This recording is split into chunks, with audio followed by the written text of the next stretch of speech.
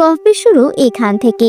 বাড়ির ড্রাইভারের সাথে সৎ মেয়ে রিয়ার বিয়ে দিতে পেরে খুশিতে আত্মহারা সামিনা চৌধুরী। খুশিতে নাচতে ইচ্ছে করছে তার। অপরদিকে মাথা নিচু করে বসে আছে রাজ। মুহূর্তের মধ্যে তার সাথে কি হয়ে গেল সেটাই ভাবছে সে। নিজের চাকরি নেই, অভাবের সংসার তার। গ্রামে তার মা আর ছোট বোন আছে, তাদেরকে নিয়ে কোনো রকমের সংসার চলে যায় তার। সে কি করে রিয়াকে সুখে রাখবে? রিয়া হচ্ছে বড়লোক বাবার মেয়ে, সে কি রাজের সাথে গ্রামে থাকতে পারবে? এইসব চিন্তা রাজের মাথায় ঘুরপাক খাচ্ছে। ডাইনিং রুমের এক কোণে দাঁড়িয়ে কান্না করছে রিয়া। তার বাবা তাকে অবিশ্বাস করেছে, তা ভাবতে রিয়ার কষ্ট দ্বিগুণ বেড়ে যাচ্ছে। ছোটবেলায় মাকে হারিয়েছে, সৎ মায়ের হাতে অনেক অত্যাচারিত হয়েছে সে, তাতে রিয়ার তেমন কষ্ট হয়নি।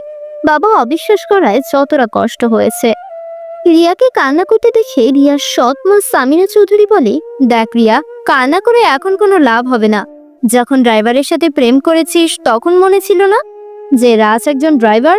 গ্রামের গরিব ছোট লোক মানুষেরা এমনই হয়। বড়লোক মেয়ে দেখলেই টাকার লোভে বড়লোক মেয়েদেরকে ফাঁসিয়ে টাকা আত্মসাৎ করার ধান্দায় থাকে তারা।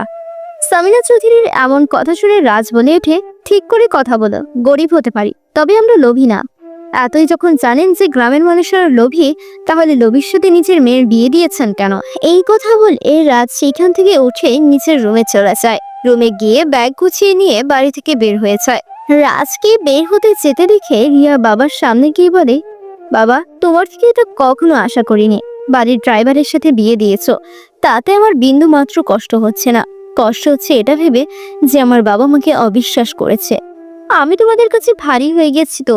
আমি চলে যাচ্ছি এই বাড়ি ছেড়ে, তবে আমি ফিরবো, নিজেকে নির্দোষ প্রমাণ আমি করবই।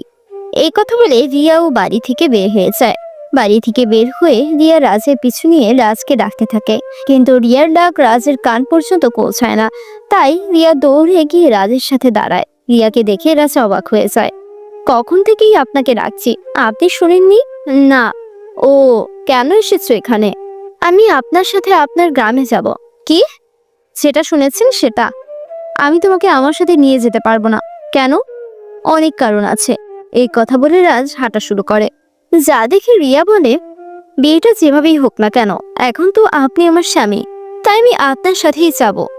আপনি যদি আমাকে সাথে নিয়ে না যান তাহলে আমি আত্মহত্যা করব। রিয়ার মুখে এমন করে শুনে রাজ থেমে যায়। পেছনে ফিরে দেখে রিয়া তার দিকে তাকিয়ে আছে।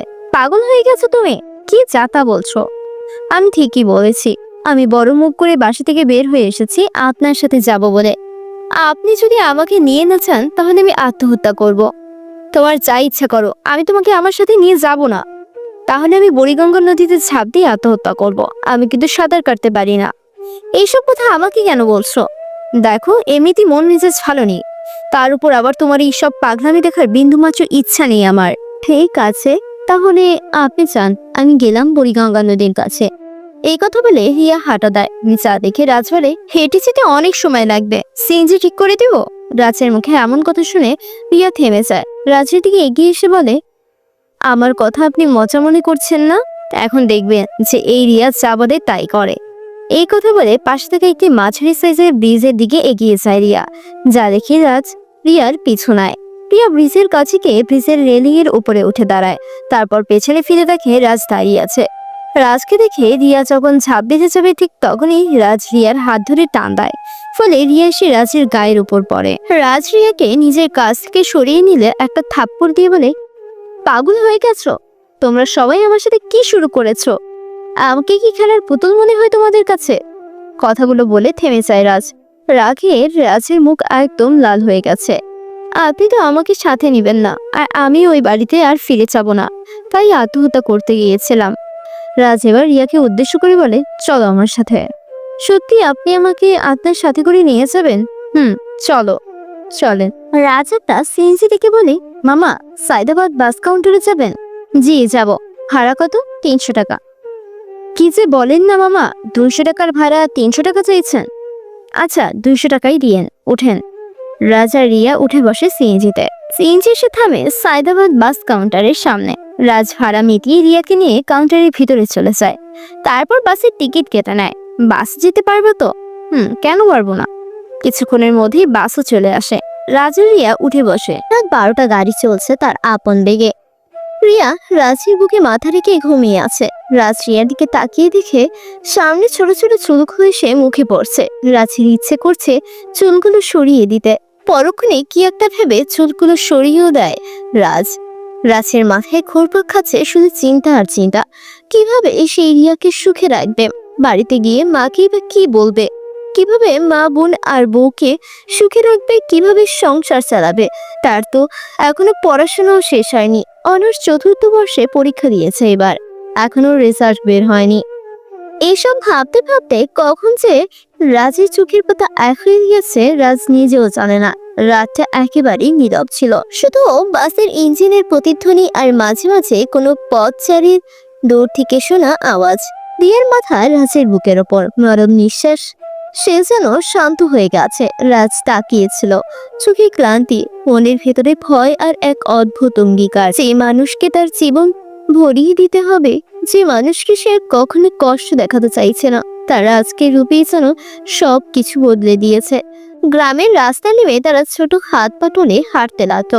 রাজবাড়ির পথ ধরে হেঁটে গেলে ঘরগুলোর তোরে আন্ডে ছেঁড়া তাদের স্বপ্ন অস্বপ্নের মতো লেগে থাকে। বাড়ি পৌঁছালেই রাজের মা দরজা খুলে তাকিয়ে রইল। প্রথমে চেনার চেষ্টা করলো, তারপর চোখের করে আশ্চর্য ও কষ্ট।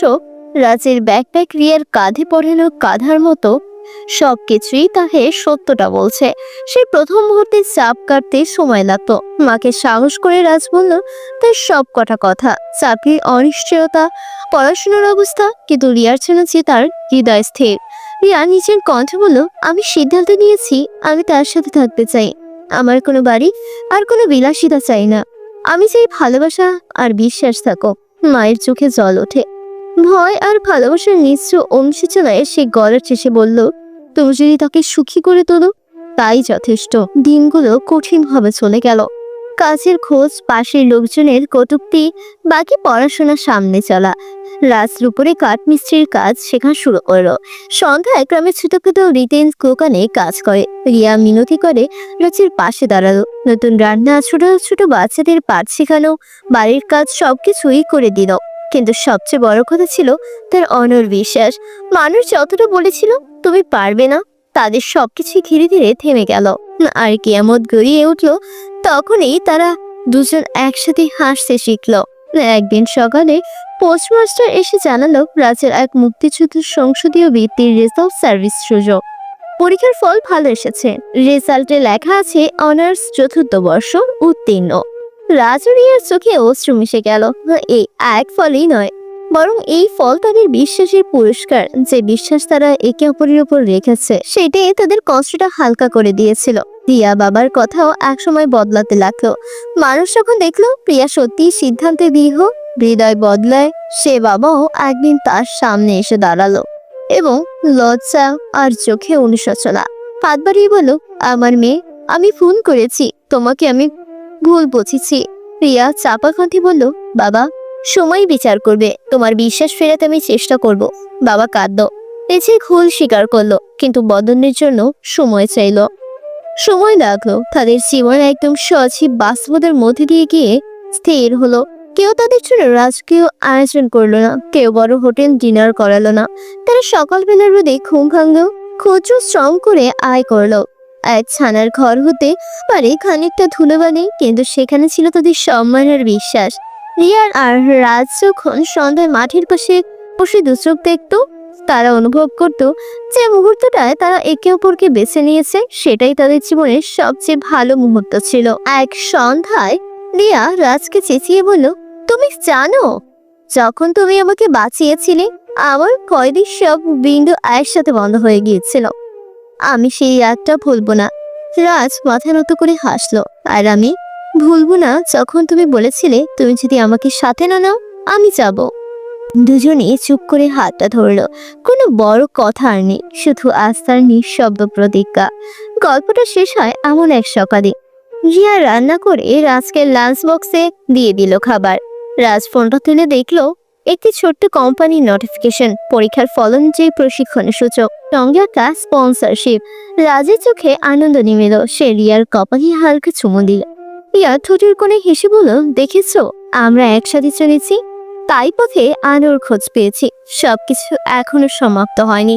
তাদের পথটা সহজ নয়, কিন্তু তারা দুজন মিলেই শিখেছে ভালোবাসা যদি বিশ্বাসের সাথে হয় তাহলে অভাবও ধারণ করা যায়। গল্পের শেষে থাকবে একান্ত নীরবতা, নদীর তীরে সূর্য উঠে যেমন দুজনের প্রতিচ্ছবি জলরাশিতে মিশে যায়। একটি নতুন সকাল, একটি নতুন আশা, আর এক অটল বার্তা যে কখনো কখনো সবচেয়ে সৎ ভালোবাসাই মানুষকে জীবনের সব অন্ধকার কেটে সরিয়ে দেয়।